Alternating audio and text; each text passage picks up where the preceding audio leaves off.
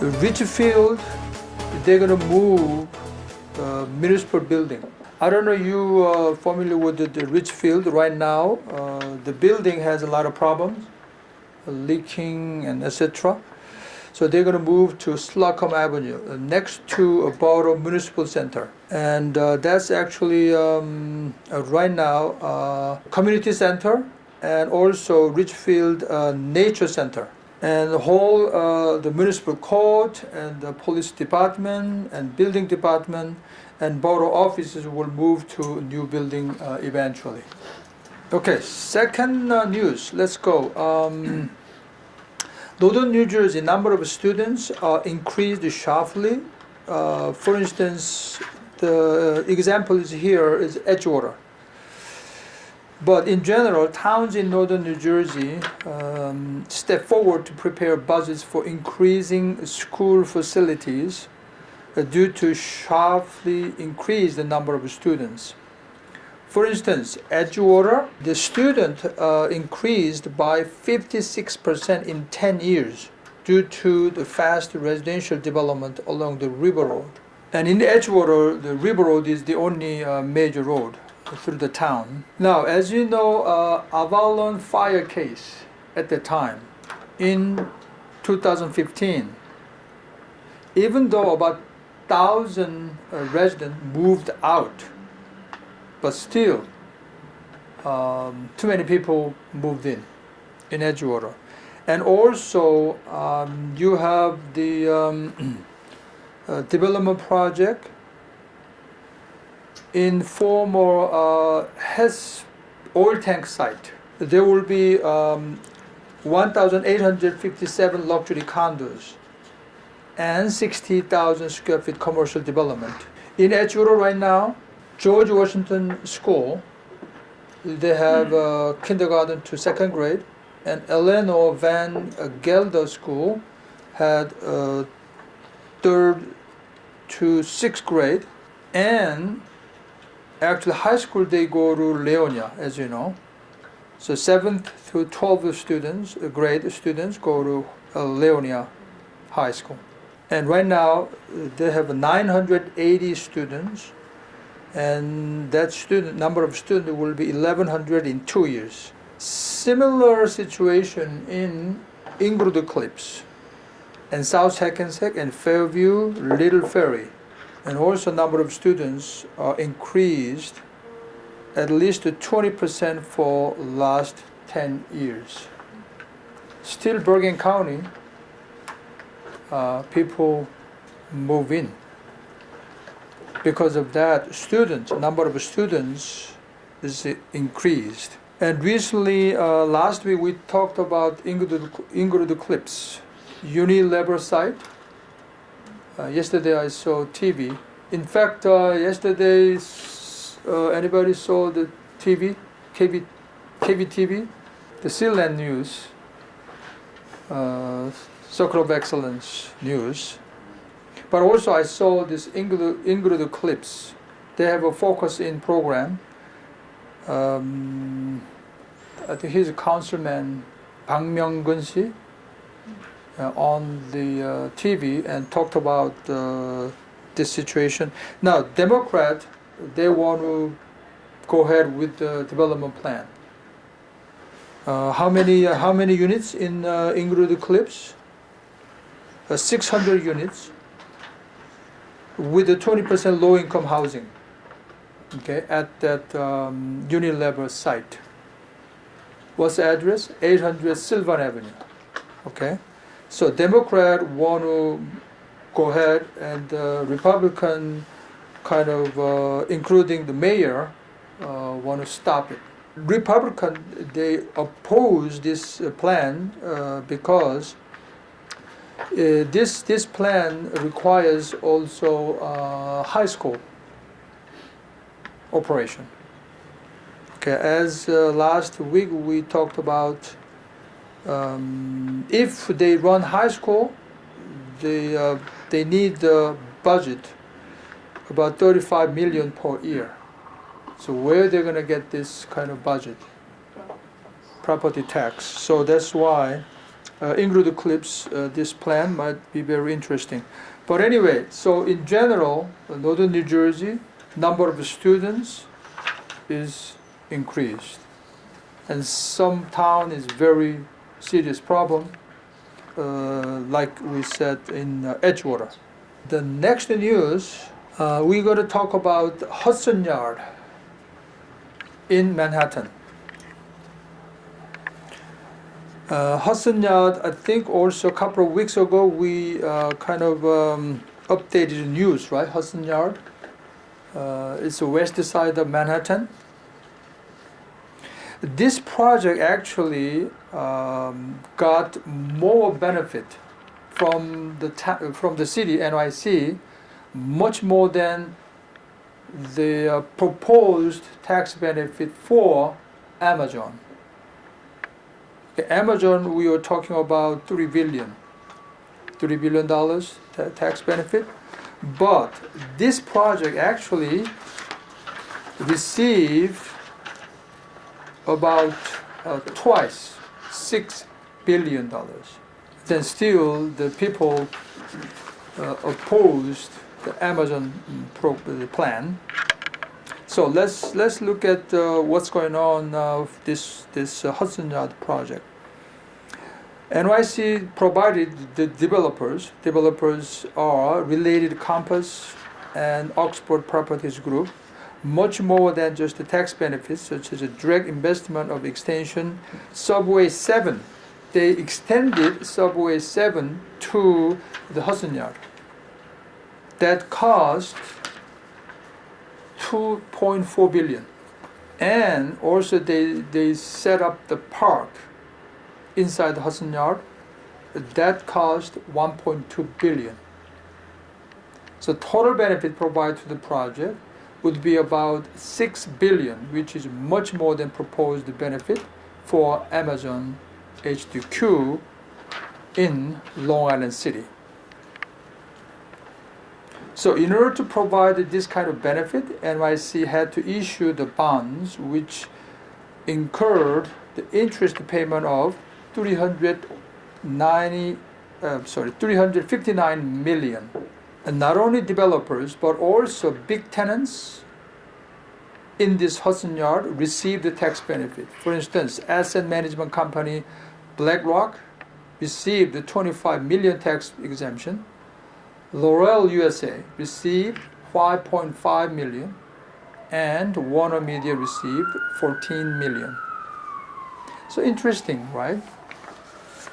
They received this kind of a benefit. Is it kind of a too much?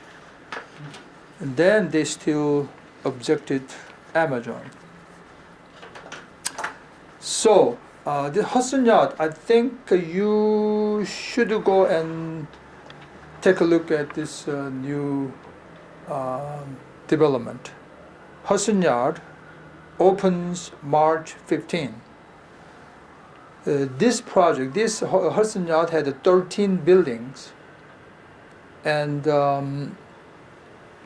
it'll add total 55,000 employees. And already we talked about Hudson Yards has 20 high quality restaurant, cafe, and supersized performance center, etc. And totally it's more than 1 million square feet. And it was the biggest development project by private companies in US. So I think we all should go and take a look at it. I'm serious, because the next news is there's a condo, 35 Hudson Yards. It's a 92-story building, 35 Hudson Yards. So at least you should know this pre-sale project, so you can bring your client. How much is that kind of average unit? They start from 5 million, and average unit price is 11 million, which is about $4,000 per square feet. Total 143 units. Okay, this condo. And well, the CEO, this guy, Stephen Ross, saying it's not just a condo building, it's a lifestyle. Right now, 60% sold. And the building will complete this fall. Now, 60% sold. Among them, 70% are New Yorkers. And what is the average the condo unit price in Manhattan? I think there is somewhere this information, but I believe it's about 3,000 to Manhattan is at 3,100 per square feet. And sales marketing is going to be taken care of by Related Sales LLC and Corcoran Sunshine Marketing Group. I think you heard the Sunshine Group is a very distinguished sales agent group, Sunshine Marketing Group, very high end. Just agents like actors and actors, almost. Just like Sealanders. Right? 나만 웃은 거 아닌데? Yes, we are. So very high end, the marketing group, and they will take care of it. So you can call any Sunshine Marketing Group agent, and then you can get an appointment for your client, right? I don't know, we can arrange a group tour. We will try. Still 40% left. Okay, we have a chance. Now, interesting thing that you can see is a vessel. It's an architectural sculpture. It's famous landmark. It's about 154 feet, and it can hold 1,000 visitors at a time. It's a very interesting structure. It's like a lot of stairs in the middle of Hudson Yards. So I think it's good to see. The vessel. So, Okay. I'm concerned about the commission. Yes, commission is they start 5 million. Yeah. 2 bedroom, Fine. 1,492 square feet. We will find out. There is a group tour? Yes, that's what we're talking about. Mm-hmm. Not today. Not today, right? And if we go to group tour, then we can see this vessel. And also, I think last week we talked about this Hudson Yard. About 20 high quality restaurants in all one place. Okay. In Manhattan, this is going to be unique project like this. As you can see, there's a lot of really money. So again, it's the biggest the development project by private companies. That's why. Okay, but as a realtor, you should know something going on the Hudson Yard. The condo name is 35 Hudson Yards. Where is it exactly? Oh, at the time we didn't put the YouTube yet. About a few weeks ago, you can go back. Okay, there's exact like 30 Street to 35, and like 11th Avenue, 10th Avenue, that area. Okay, let's move to next news. I missed this chance. Chrysler Building. You know Chrysler Building, right? So it's a shop pointed. Okay. The address was 405 Lexington Avenue. Now, this is a very interesting case. In fact, I pull out this Chrysler Building information. I looked at this is on sale. By the way, listed by CBRE. And I gave this information to one of my corporate clients. This building is available. But I would imagine at the time it was too expensive for them, because I would imagine because the listing paper doesn't say the listing price. The expensive properties, sometimes they don't disclose the listing price. In other words, whatever you can offer, give me an offer. Okay, kind of situation. And I would imagine about 700 million to 800 million. I think I was right, because the current owner is Abu Dhabi, the ADIC we call. They had a 90% share, by the way. They purchased at 800 million in 2008. But how much it was sold? 150 million. New owner is RFR Holdings. They lost basically 650 million. They purchased in 2008 and they sold in 2018.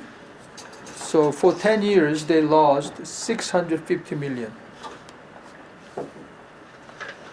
And this building was built in 1930, but the building itself right now, they need serious repairs.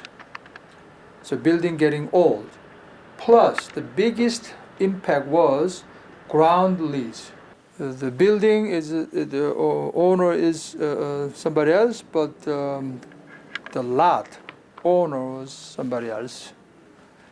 And they charged the ground lease rent. They raised from 7.75 million per year to 32.5 million per year. So whoever the building owner has to pay this much money to the lot owner. That's why the building price went down. And as we know, this one is most beloved architectural landmark, and it was listed by CBRE. And I missed the chance.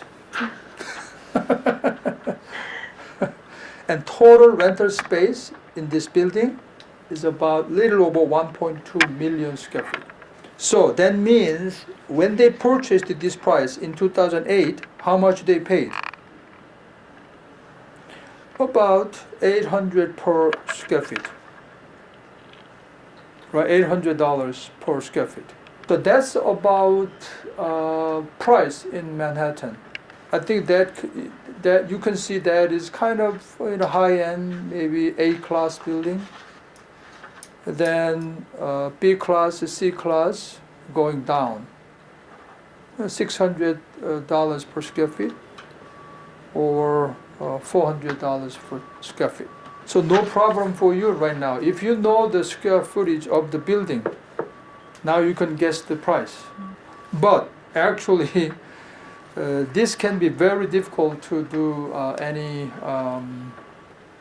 comparison, because price dropped. This is going to be exceptional.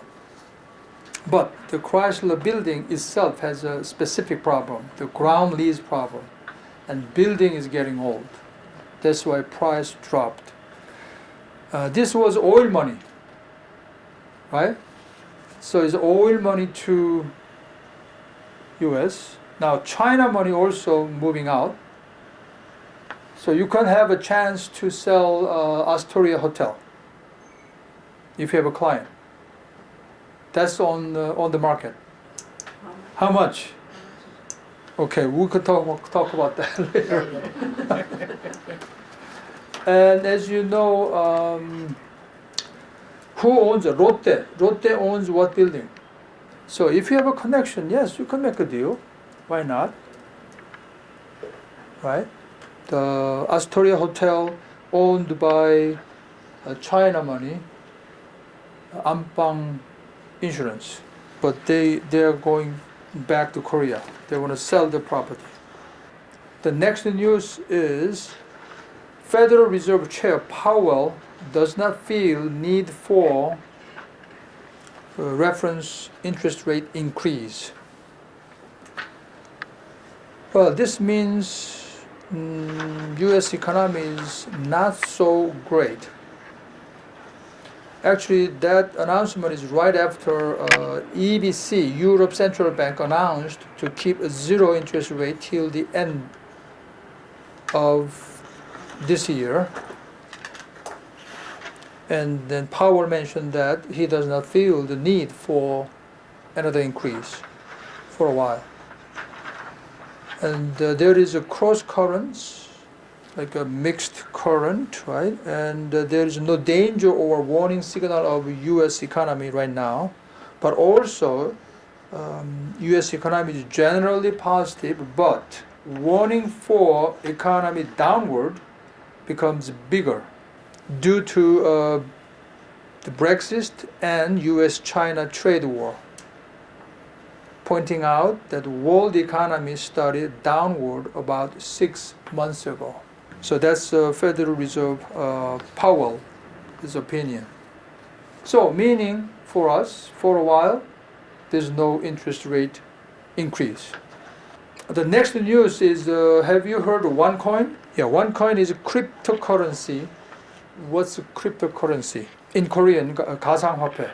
I heard of OneCoin among the Korean community. It was a multi-level sale. It was dangerous, but finally, one of the leaders, the ringleaders in New Jersey, New York area, Konstantin Ignatov, was arrested in LA airport, March 3rd. And his sister, Ruza Ignatov, who found OneCoin in 2014, has been charged with running a cryptocurrency Ponzi scheme. And Ruza Ignatov and other high-level members of OneCoin team have been accused of laundering $400 million worth of crowdfund capital. What's a crowd-funded capital? You know, like through internet, you can invest this OneCoin, $1,000, few $100. So you don't deal with the direct investors, but with internet, right? You read the internet and then you can invest money. So it's a small amount for many. Okay, crowdfund. So they get the money like that because they say cryptocurrency, the 가상화폐, is going to make money. Like what? Bitcoin. Bitcoin, I think it's okay, but they crashed, right? But OneCoin was kind of similar. So worldwide members, they have about 3.5 million members. And OneCoin was spread to Korean community in this area, New York, New Jersey area, and some of them were well-known community leaders. I don't know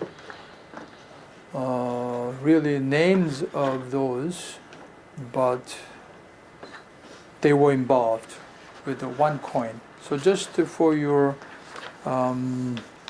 knowledge, okay, is not good, so don't do it.